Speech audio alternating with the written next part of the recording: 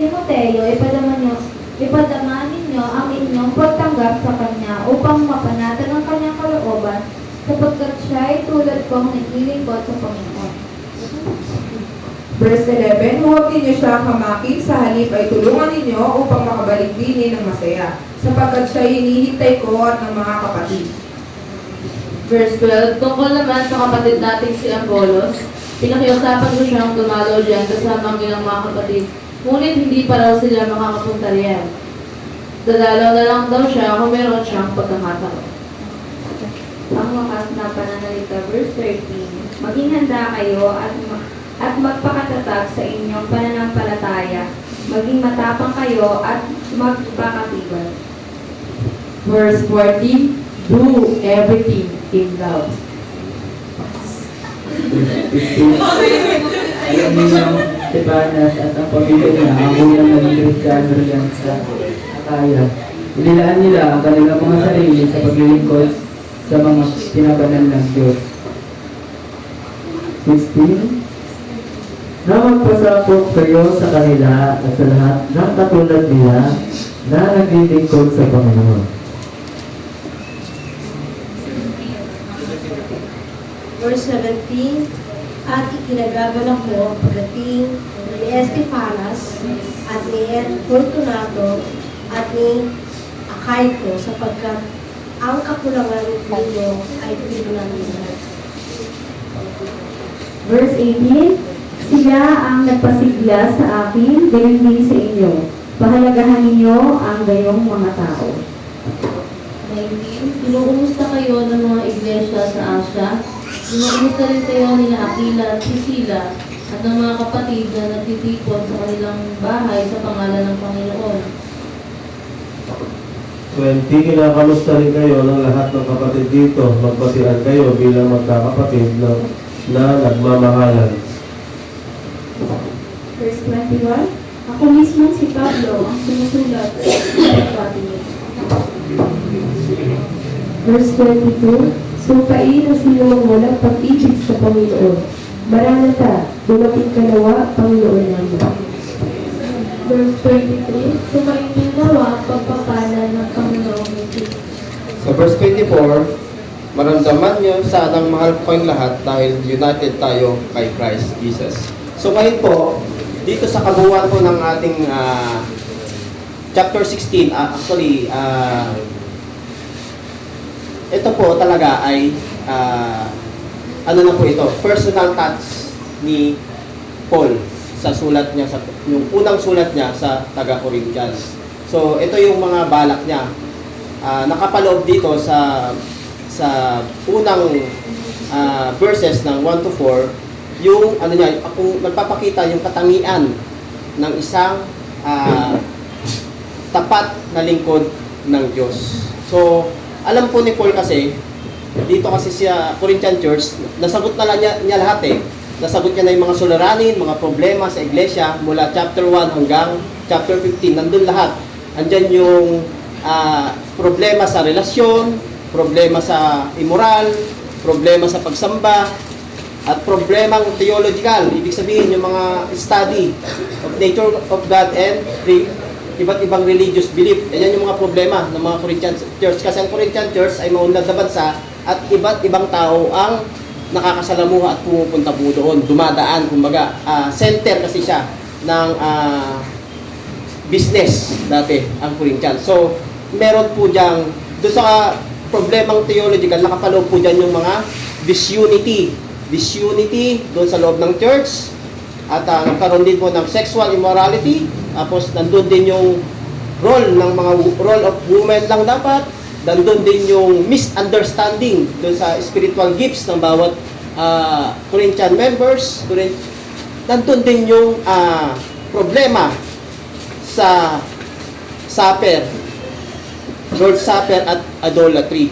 So nandun. Kaya naman, etong sulat ni Paul na ito, sa pagtatapos niya dito sa 1 Corinthians, tinuturo po ni Paul dito, ang tugon lang po dito, ang tanging sagot lang dito, walang iba kundi si Jesus.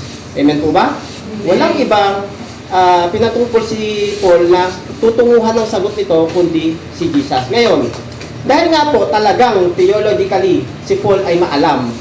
Alam niya, theologically speaking, alam niya sagutin lahat. Di ba? Nakita niyo naman po kung gaano niya hinimay yung mula chapter 1 to chapter 15. Hinimay niya yan. At talagang kaya niyang defensahan yung faith na meron siya. Yung faith na meron yung Corinthian church nung iniwan niya. Kaya ngayon, ipinapaalala niya na kasi si Paul kaya niyang defensahan yung faith. Tayo, kaya pa natin yun? Kaya ba nating tanungin tayo? Kaya nating i-depensa yung ating pananampalataya? So si Paul dito ay itinuro niya, ipinaalala niya doon sa nagkakagulong church kasi may alarm na nangyari kaya siya nakatanggap ng letter at siya ay tumugon dito sa mga problemang ito. So yun po yung kabuuan nung sulat ni Paul. Ngayon, makikita rin po natin na sa bawat closing, di ba, sa lahat ng Ephesians, lahat ng sulat ni Paul, makikita natin dyan yung great compassion ni Paul. Yung great, kumbaga, yung habag niya, yung pagmamahal niya sa tao kanyang pinagsilbihan that time at kanyang mga pinaglingkuran. Makikita natin yan palagi sa closing word niya sa mga Galatians, Ephesians, Philippians, Colossians, nandyan lahat. Sa closing words niya, nandoon yung kanyang pagkahabag, yung compassion niya, at habag sa mga taong na kanyang nakasalamo. Kasi ano niya church planter si Paul eh. So, nakikita natin dyan na sa iba't ibang churches ay nandun yung kanyang fashion, kumbaga. So, sa verse 1, pinahayag niya po ng kanyang personal na plano. Ano pa yung mga personal na plano yan? Sa plano ito, makikita natin kung paano pinakita ang mga katangian talaga. Yung character or qualities ng faithful servant. Amen po ba? Now, etong verse 1 to 4, yung Paul's plan niya to supervise the Corinthians gift. Ano ba yung Corinthians gift na yan? Kasi that time po kasi, kaya siya parang naglilikom siya eh. Nagpalikom siya ng nagpa-separate siya. Kumbaga tayo as church, di ba? Meron tayong, di ba dito po sa atin, meron tayong church building box, meron tayong Thanksgiving box, at meron tayong Shield of Faith box, di ba? Ganyan yon. Kumbaga, yung application that time na gustong ipagawa ni Paul, nangyayari sa atin ngayon, di ba? Nakita nyo? Yan po yon. Kaya, kasi po, that time kasi, ayaw ni Paul na yung Christian believers kasi po that time, doon sa Jerusalem, doon sa Judea, actually, Judea po yung may problema. Itong Judea na po na ito yung gusto niyang tulungan. Gusto niyang pahatiran ng tulong. Kumbaga, kaya siya nagpapakolek. At ang paraan niyan, kasi nga, ang nangyayari sa atin, halimbawa, ito mayroon may kaya eh. Baka siya pwede siya na lang magbigay. Ayaw niya mangyari yun doon sa iglesia. Kaya ang gusto niya, tayo, as church, body of church, dapat nagbibigay. Dapat kumbaga, parang ito mandatory kung tutuusin. Na gusto ni Paul, para hindi mahirapan. Kung kasi nga, pag ganun yung nangyayari, meron tayong nakikitang tao na mas may alam natin na may kaya, yun na lang yung aasahan lang ba natin? Hindi po pwede. Yun kaya si Paul, ito yung ginigit niya dito. Kasi nga, famine po ang nangyari sa Judea that time. Suffered sila doon sa paghahari that time ni Haring Claudio. So, etong ano po kasi, nagkaroon talaga ng period of famine. Hindi po biro. Tayo ba? Maswerte tayo. Kasi hindi na tayo nakakaramdam ng period of famine. Tayo, walang nag-share kanina, wala kami makain. May lang may sasaing. Kanina, sa kuryente. Oo. Pero, maswerte pa tayo at meron pa rin tayong kinakain. Pero dito, yung poverty kasi dito na tinutukoy ni Paul, ay hindi po basta-basta.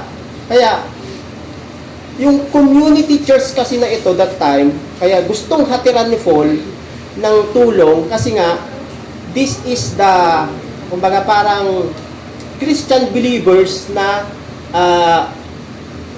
unang nakakilala. Sila yung first fruits dun sa Judea na Kristiyano. So, nandun yung pag-aalala ni Paul na bigyan sila ng tulong. Kumbaga, iniisip pa rin niya na yung mga Christian believers na tayo sa Judea ay mabigyan, mahatiran po ng tulong. So ngayon,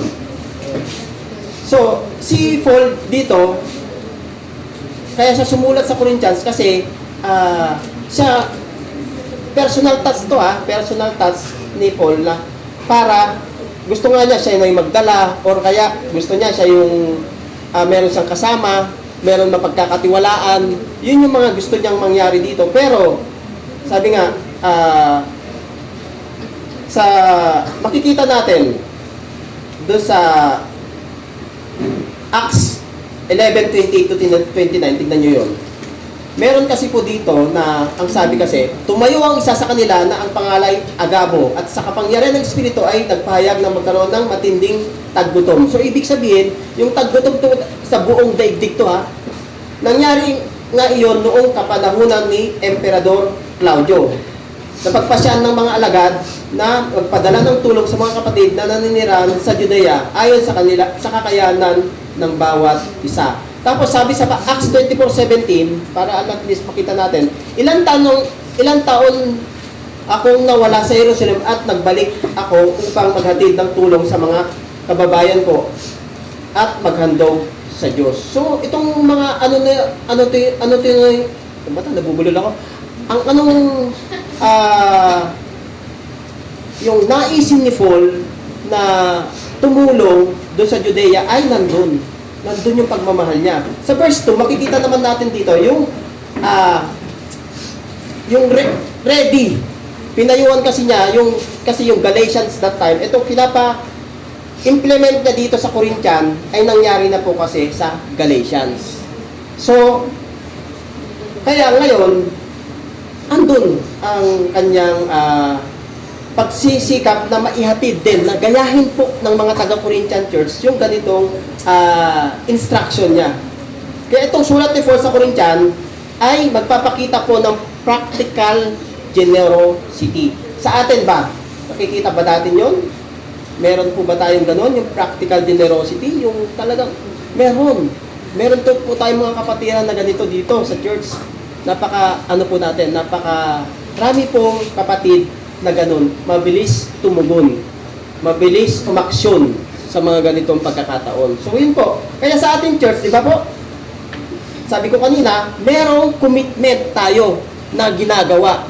Tulad si Brother Roger, that time, dun yung sa church building box na yan, sabi niya, mag-create tayo bumili ng box para makapag-ipon tayo. Pero tingnan mo yung tugon ng Panginoon. Di ba, ang bilis? Once na nagplano, pero si Lord ang nagmagawa ng kapamaraanan para matupad yung Tingnan nyo itong building natin, di ba, napaganda? Yun lang yung ganun na initiative, pero ang Lord ay tumutugon. Ganun yung gusto ni Paul na mangyari dito sa Corinthian Church. So, ang sagot ni Paul talaga dito, kaya sabi niya, sa verse 3 and 4, tinutukoy lang po ni Paul yung gifts na malilikom ay dapat po, dito sa verse 3 and 4 kasi dapat daw dito, yung malilikom dapat po, yung hahawak daw po ay magdadala po nito ay found reliable. So ngayon, tayo bilang taga-ingat yaman natin sa church, taga-ingat, taga-hawak, yun po ang hinahanap ni Paul. At hindi lang si Paul ang magsasabi niyan, magsasuggest, ibang tao po. Kumbaga, mamimili tayo or kayo ng magdadala. Iyan yung tinutukoy niya dito sa verse 4. And ultimately po, properly testified Jesus Christ, they can express love. Yung taong yon dapat po talaga ay yung tagahawak nito or tagahatid ng tulong ay makikitaan po ng can express love to the believing Jewish people. Yun po yung Ngayon, sa verse 5 to 9, makikita po dito yung plan niya. Yung kanyang plan to stay for a while dun sa mga taga-Corinthian. Nagpapakita po kasi to ng personal planning ni Paul muna Itong verse 5 to 9. Makikita din po natin sa verse 5 to 9, yung kanyang commitment sa Corinthian Church. Siyempre, di ba? Kung atin pong bubusisiin pa, ay makikita din yung kanyang dedication sa ministry. Di ba?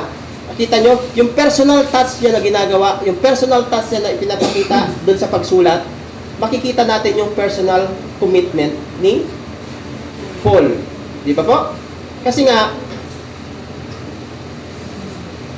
may challenge kasi na hinaharap pagdating po in spreading the gospel. Ito yung nangyayari sa atin. Diba? Minsan tayo kulang, kapos. Meron tayong kakulangan sa financial. Ito yung ginagawa ni Paul. Isang kapamaraanan po pala ito para yung ministry na iba na kailangan ng maaksyonan, may mahuhugot, may maitutulong.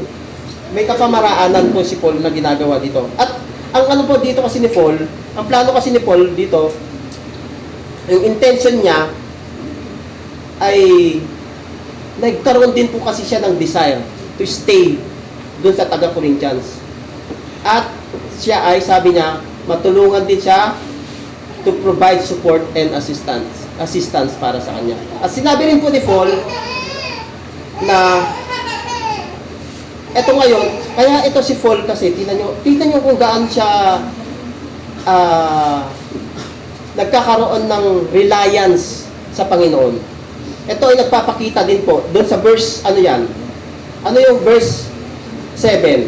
Sabi niyan, ayaw kung ako'y dadaan lamang dyan. Nais kong magtagal ng kaunti kung luluubin ng Panginoon. Di ba? Yung God reliance ni Paul nandoon. Kung luluubin ni Lord. Sana ganun tayo lagi. Hindi tayo aaksyon ng mga bagay-bagay na wala doon sa looban ng Panginoon. Mahirap. Pero si Paul na yan eh. Ganyan pa rin yung kanyang example sa atin. Di ba po? Nandun yung humility. Andun yung kanyang paghingi ng God's guidance. Di ba? At kung ating ding makikita, hindi po natitinag talaga. Kahit anong sitwasyon yung kinakaharap ni Paul dito, yung sitwasyon ng financial, sitwasyon niya ng paglalakbay, ay hindi natitinag yung commitment niya in spreading the gospel. Kita niyo naman, kayo kahapon, umuulan, umaraw, andun kayo sa pantalyon. Di ba? Ang ganda. Ang pagkilos po, iba-iba, sabi nga, kikilos tayo pero sanga.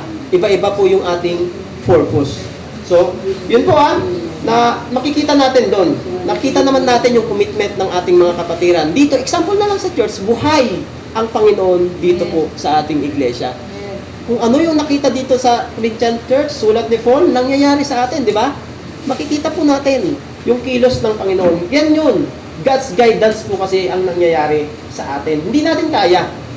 At hindi talaga natin kakayanin kung wala ang prayer din, ba? Importante po yun. Kasi yung planning po dapat natin ay nakarely tayo sa God's guidance in executing the ministry. Ito yun si Paul. Nagpapakita po, lang din po yung kasing adversaries or opposition, maraming opposition. Attacks of the devil, panahon, di ba? Di ba? Andun eh. So ngayon po, madalas yan na we met resistance.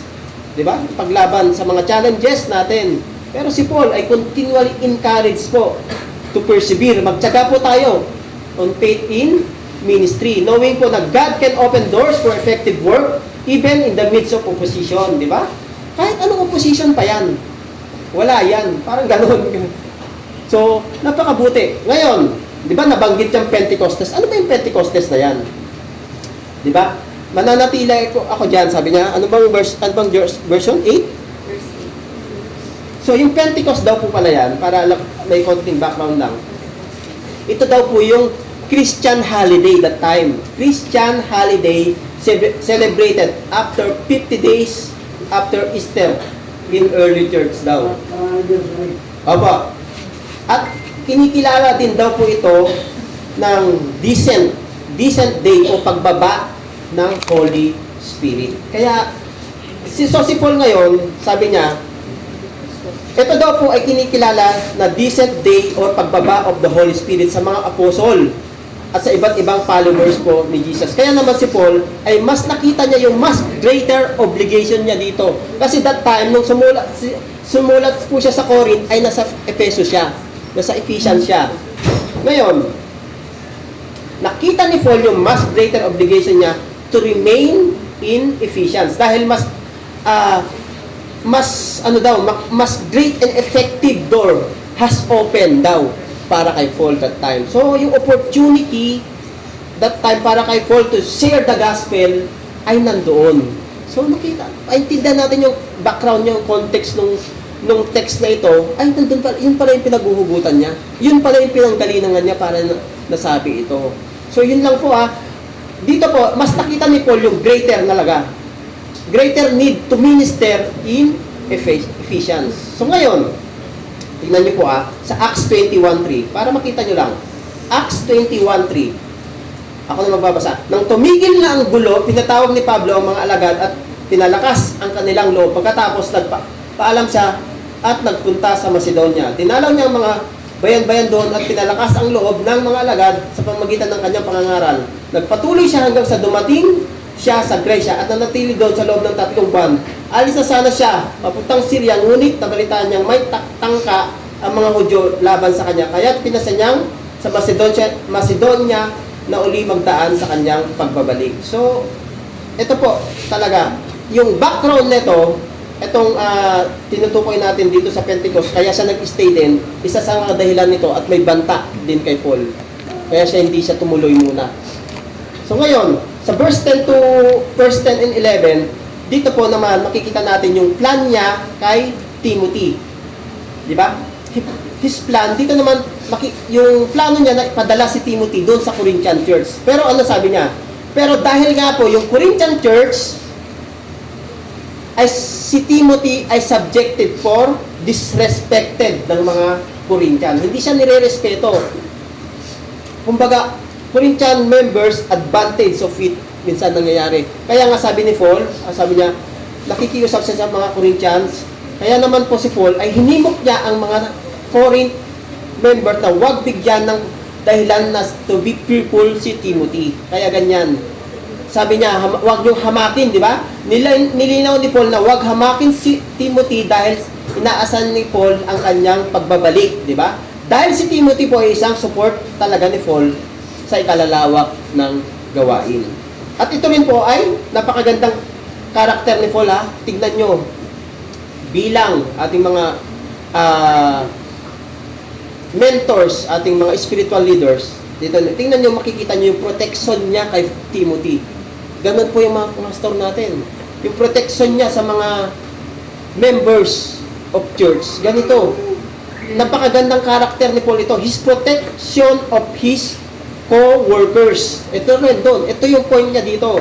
Hindi po niya ina-allow na siya ay hamakin or dishonors or disrespected si Timothy ng ganun lang. So ngayon, dun sa 12, verse 12, sabi niya, his report that Apollos would not be coming. Ito naman, si Apollos kasi, bakit si Apollos tinatanong ng mga taga-Corinthians kung kailan babalik? Ano ang dahilan? Ano ang dahilan ng mga taga-Corinthians? Di ba si Paul, di ba nga, kung makikita natin yun sa mga previous chapters, dun sa first chapters, di ba, kay Apollos ako, kay Paul ako, di ba? Si Paul po kasi, si Apollos po kasi ay dynamic feature or dynamic speakers. Yun ang dahilan dyan. Kaya nangyayari sila kasi, ang ano kasi ni Apollos ay talagang magaling siya. Diba? Tingnan nyo, ang background verse dyan. Sa Acts 18:24-28, para makita nyo lang. Kung bakit sila nag-aagawan ng kay Apollos ako, kay Paul ako, tingnan nyo yung Acts 18:24-28. Sige na. Dumating sa Efeso ang isang Hudyong nagangalang Apollos. Sa taga Alejandria, mahusay magtalumpati at maraming alam sa banal na kasulatan. Naturuan siya tungkol sa daan ng Panginoon at masigasig na nangangaral at nagtuturo ng wasto tungkol kay Jesus. Take note of that. Nagtuturo ng wasto tungkol kay Jesus. Ngunit, hanggang sa bautismo ni Juan lamang ang kanyang nalalaman. So, minsan, ganyan ang nangyayari. Meron tayo, nagkakaroon sila ng favoritism. Problema yan sa church, kaya ito ina-address niya. Ngayon, pero si Paul and Timothy ay humble and mannered speakers and teacher. Pero si Apollos kasi siguro, sabi nga dito, dynamic pabago-bago. So ngayon, nagkakaroon sila ng, ito yung mga sagot ni Paul dun sa kanyang letters. Kita natin kung gaano kagulo ang Corinthian Church. Di ba? Ngayon, at ang ginawa ni Paul, ito kasi, ang ginawa rin po ni Paul, they honored, pinansin pa rin niya yung kanilang request na to send Apollos. Pero nga sabi, ang sagot, ano sabi? Ang sabi ni Paul, si Apollo ay not willing at that time. Meron pang ganun, wait kayo, sabi siguro ni Apollos, di ba? Sabi niya, they come kung merong convenient opportunity. So dito po, makikita po natin si Paul ay meron talagang pagpapakumbaba. So yung request ay pinagpagbibigyan. At makikita rin po yung kanyang ownership over the Corinthians. Dahil sa pamagitan po niya ay nakilala nila ang Panginoon. Di ba? Kay Paul naman nakilala eh. Wala po sa kay Paul kasi po dito ito rin pong isang point dito. Si Paul kasi, maski siya ang paniwalaan, si Apollos or si wala kasing competition to his co-labor in the Lord. Dapat walang ganun, walang makitang ganun. Ay, praise God, napakadunong niya, pero tayo kinikilala natin yung wisdom natin, di ba? Mula kay Lord. Wala po tayong kakayanan eh. Si Lord lamang po yan. Ganon si Paul Mas concerned po ni Paul yung pagped at pagpapalakas sa Panginoon. Hindi yung competition, kumbaga. At ang nagmamatter sa kanya, hindi nagmamatter kung mas magaling yung ibang speaker. Ang concern niya kasi, yung paano tayo pinapalakas ng Panginoon. Amen? Amen po ba? Yes po ba natin? Amen. So yun kasi yan po talaga yung background talaga. Kaya niya nasulat yan. Dito po, sa verse, ngayon, dapo po tayo ngayon, di ba, nakita natin yung problem. Tinugon ni Paul yung mga problem doon sa verse 1 to 12. Ngayon, sa 13 kasi, nakita doon yung 1 to 12, nakita doon yung pagpapahayag ni Paul ng kanyang personal plan sa mga taga-Korinto. Ngayon, sa pamagitan po ng kanyang mga plano, nakita natin kung gaano dinemo ni Paul yung character at qualities ng servant of God. Ganun dapat. May nakuha ba tayo? Yung pagiging servant ng God? Si Paul, gaano siya nagsasacrifice? Si Timothy, gaano siya nagsasacrifice? Gaano siya tinutot siya? Gaano siya? Gandun lahat. So ngayon, dito sa verse 13 to 14 onwards, tingnan po natin kung ano ang kanyang vision on how to godly conduct. Ito ngayon, godly conduct. Application na to tayo ngayon. Yung believers dun sa Corinth. Ngayon, ano ang dapat nating gawin daw for a godly conduct? Tinuturuan kasi tayo ni Paul. Paano tayo, ano sabi sa verse 13? Maging handa kayo at magpakatatag sa inyong mga pananampalataya. Maging matapang kayo at magpakatibay. At ang lahat ng ginagawa ninyo, gawin ninyo ng may pagmamahal. Amen? So sabi kanina ni Ma'am Ja, do everything in love, di ba? So, alam naman natin na in love yata siya. So ngayon, di ba, ang paalala, what they were to do. Sa verse 13 to 14, di ba, sabi ni Paul, ang paalala ni Paul nilang dapat gawin, dapat they were to watch. Ano yon? Ano yung dapat maging watchful tayo? Dapat po maging observant sila, yung mga taga-Corinthian church, at maging watch out, may pag-iingat nila palagi yung conduct nila, especially yung mga teachings and false teachings. Nandiyan kasi, we as church also need to keep our eyes open to what going around. Di ba? Amen? Amen. Pangalawang dilin niya, they were to stand fast. Ano yan? Dito po, pinapaalalahan sila ni Paul na that our feet must firmly planted on the truth. Diba? Anong truth yun? The God's Word. Diba? Na kanyang itinuro, na kanyang ibinahagi that time. Kasi planted niya ang Corinthian Church eh. Siya ang nagplant yan eh. So ngayon, hindi po dapat nila i-allow to be tossed by the devil tactics with wrong doctrines. Amen? Instead, na sinabi ni Paul, dapat firmly know well and established in the gospel of Christ. Sa pangatlo, ano sabi niya? Dapat maging brave dapat tayo. Dito po literal na we stand to the word of God. Amen? Nag-i-stand ba tayo sa Word of God? Pinanghawakan ba natin yan? Dahil ang diablo ay maraming kasinungalingan na nagaganap. Amen? Kaya, Paul requires a firm or matatag na resolution to fight for the truth. Ganun ba tayo? Pinaglalaban natin yung totoo na alam natin na God's God's word, di ba? Dapat ganun po tayo. We need to be brave na sabihin, uy, mali ka kapatid. Ganun.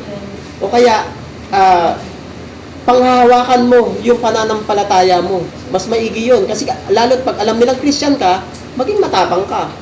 Tulad ni Sister Emma. Oh. Paano siya nagiging matapang? Lalo siyang nagiging matapang dahil sa mga problema. Di ba? Yun po yung nagaganap ngayon. Nangyayari sa atin, di ba? They were to be strong. Ito pa isa. Sa pang-apat, ito yung bilin niya dito. Maging, sa verse 13, diba? Ano sabi yan? Verse 13 and 14. Maging matapang kayo at magpakatibay. Di ba? Dapat maging strong tayo. Ito po yung pinakamahalaga. That we are willing to pay the price. Amen? At kahit magdaan tayo sa persecution, di ba? Ano ba yung persecution na yan? Mga pag-uusig, pressures of life, di ba? Dapat strong tayo. Di ba? At disappointment. Ito yung mga nangyayari sa atin. Nadi-disappoint ba tayo?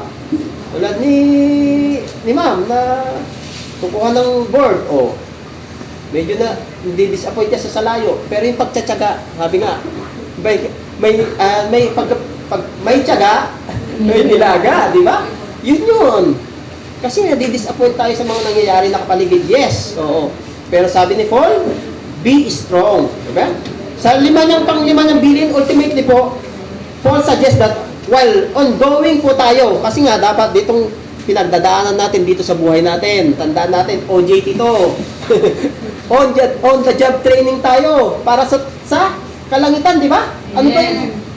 Ituring natin na on the job to. Aba, gawain to ni Lord. Hindi po basta-basta. Di ba kapag on the job training tayo, dapat maging mataas yung marka natin? Yes, di ba? Sa mga naghahanap ng trabaho, yan ipapakita mo. Pag bagsak ka dun sa final rating, dun sa OJT mo, wala ka. Mahirapan ka maghanap ng trabaho. Ganito yun.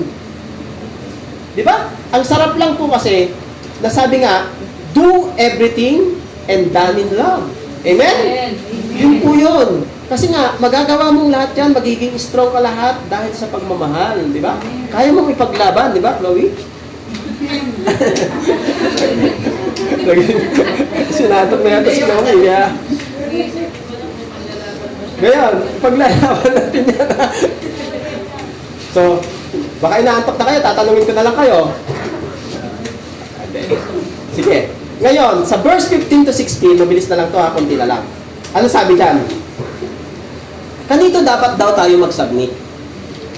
Diba? Mga kapatid, alam ninyong ang sambayanan ni Estepanas, ang unang nakakilala sa Panginoon sa Akaya, at itinalagan nila ang kanilang sarili sa paglilingkod para sa mga hinirang ng Diyos. Nakiusap ako sa inyo na kayo'y pasakop sa mga tulad nila at sa sino mang kasama nilang nagpapakahirap sa paglilingkod. Amen? So ngayon, submission to.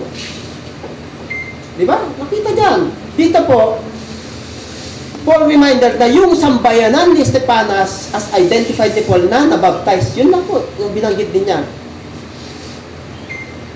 First fruits of Asia. Ito, sila Estepanas. Pero, Paul reminded Corinthians that this group po ay huwarang mananampalataya. Si ano po ito Si Estepanas. Huwarang mananampalataya. At dito po si Paul ay nagpaalala na palagi silang alalahanin. Kasi talagang devoted sila in service. Hardworking believers. Ganun po ba tayo? Praise God. Dahil yung mga ibang leaders po, yes, talagang grabe. Nakikita ko yung kanilang dedication sa pagsusundo, pagtuturo. Hindi lang po sa mga leaders, sa mga kabataan na nagtuturo, teachers, kahit na makukulit yung mga kids natin. Amen. Yung ating directress ay baka maubusan ng buhok kapag inintindi na. So, kita naman natin yung kanilang pagsisikap. Yes, nakikita po natin yan. At higit sa lahat, ang Panginoon. Amen?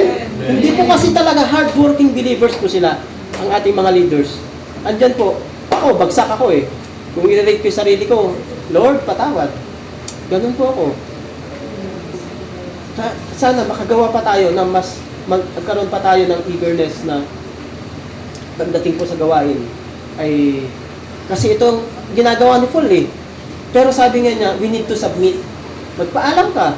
Kapag hindi ka makakapunta, hindi ka makaka-attend, magpaalam po. Importante daw po yun. Kasi yung submission natin sa ating mga leaders, yan, ang isang paalala. Ang Ma'am Joyce, lagi nagpapaalam yan. Hindi ako maka-attend sa linggo, may lakad po. Praise God. Yung mga ganun po na ugali ay talagang nandito yan. So, ibig sabihin, submitted po sila and supported to the church. So, praise God sa kanilang mga buhay. Ngayon, sa 17 and 18, ito naman, who they were to esteem. Kanino sila nagpapalakas? Kanino tayo nagpapalakas? Diba? Dito naman po, si Fortunatus and Achaeus, bukod sa sambayanan ni Stefanas, hindi po ito madalas na example, di ba? Pero, hindi mababanggit ito, di ba? Si Fortunatus at Achaeus. Ngayon, sabi ko lang, galing nga, sabi ko, nung binabasa ko ito lang, meron palang ganito.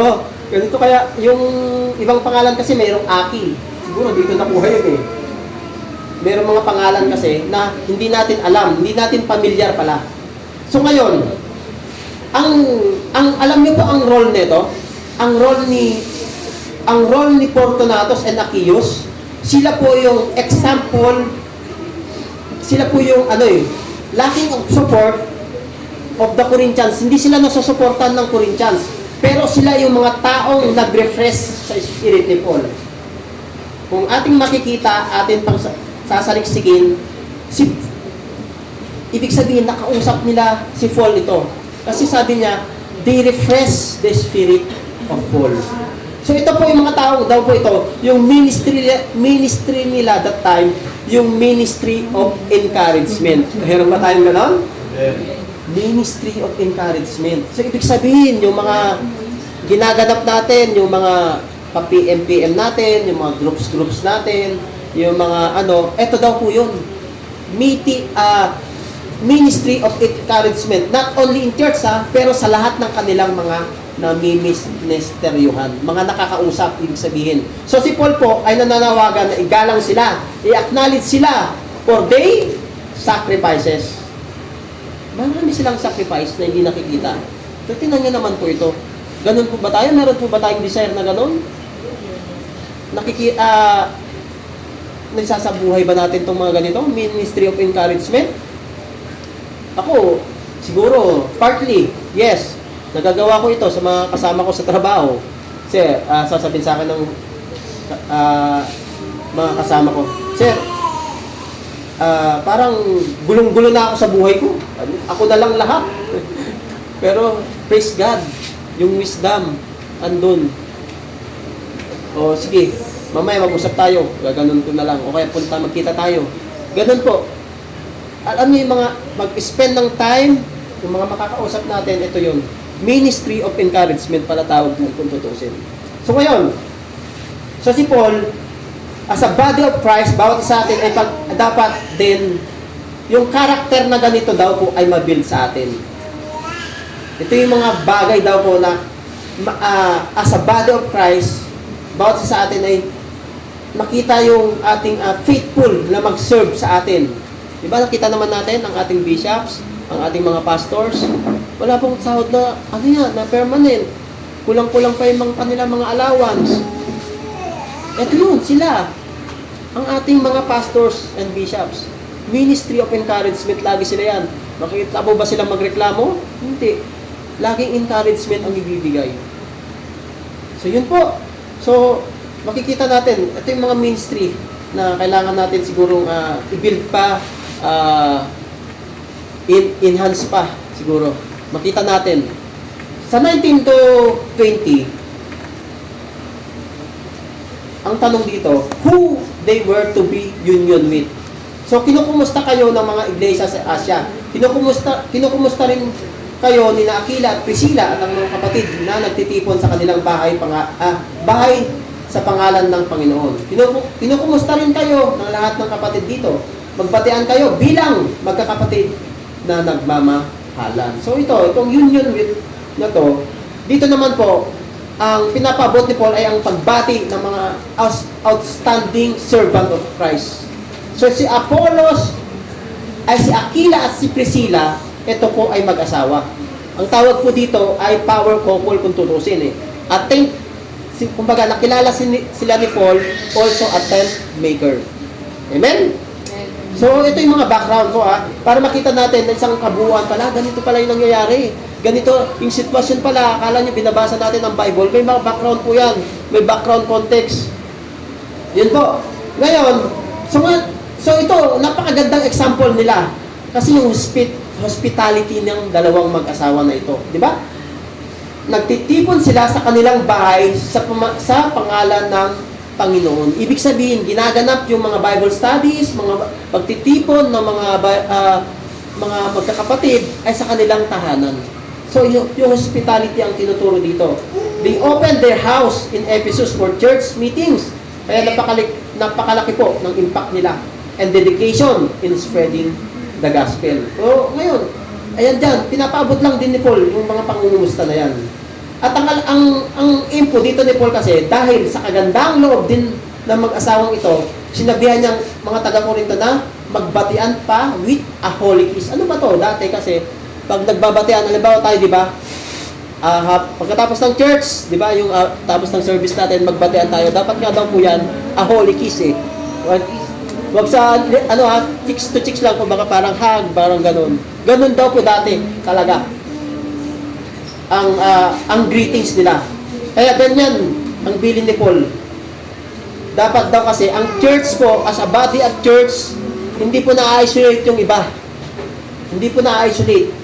Or hindi po nagkakaroon ng separation. Yan ang nangyayari. Di ba? Instead, sa halip, dapat po, as a church, manatiling in communion with others or sa kapwa natin mananampalataya. Di ba? So, ngayon, sa huling verse na tayo, eto na, yung panghuling exhortation na ni Paul. Verse 21 to 24 na. What hope they were called to. Ano yung mga panghahawakan na pangako ng Panginoon dito po sa huling verses na sulat ni Paul sa 1 Corinthians, yung pangwakas na pagbati sa mga kapatiran po. Paul encouraged Corinthian church for the hope na dapat nating panghawakan. Di ba? Meron ba tayong ganon? Meron ba tayong hope lagi na pinanghahawakan? Di ba po? Meron. Siyempre. Dapat, daw po, meron po siyang babala dito Take note po yung babala dito. Na, kung sino man ang hindi mahalin ang Panginoong Diyos, ay sumakanya ang sumpa. Di ba? Babala po yan. Take note that. Dahil nga po ang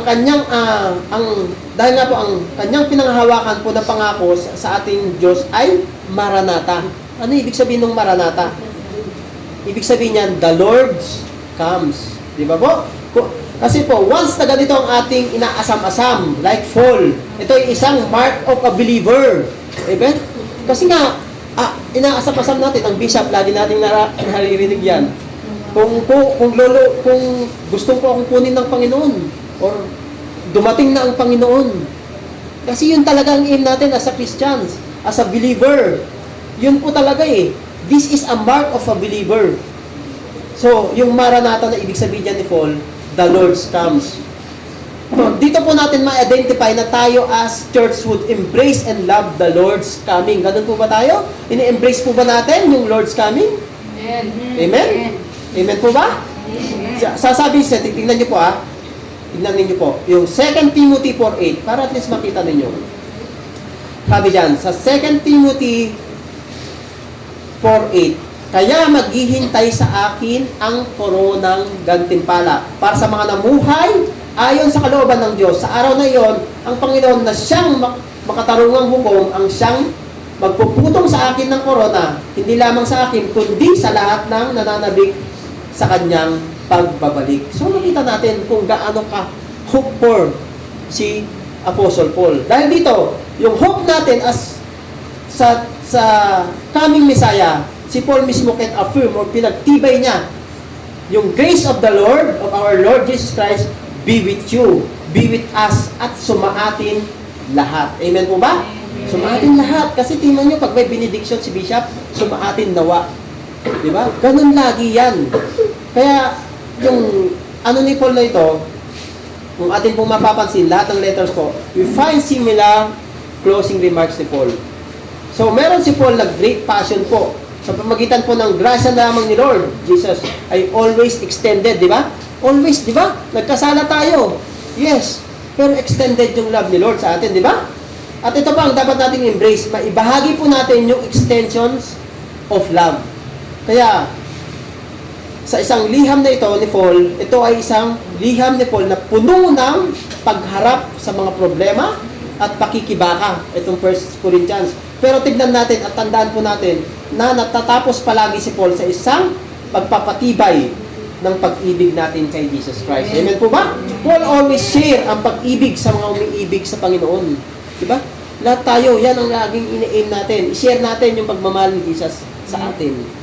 Na siya mismo, di ba? Sabi nga, Paul always share ang pag-ibig sa atin na umiibig sa mga Panginoon. Na siya rin mismo ay minahal at nagmahal. Di ba? Nagmahal siya.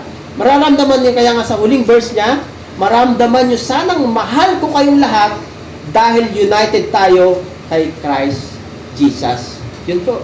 So, sa Diyos po ang papuri. So, ulit ko tanong so, gusto kong marinig isa, tatlo o apat. Ano ang pinakabuod ng chapter 16 na pinagalaman natin ngayong gabi? Ano ang pinakabuod ng tatlong mensahe dyan para mauwi natin yung mensahe? Sino yung gusto magbigay ng kanyang pangunawa, pananaw? Ano yung buod na tinutukoy ni Apostol Pablo sa mga taga-Corinto? Mga taga-Corinto mag-isa atin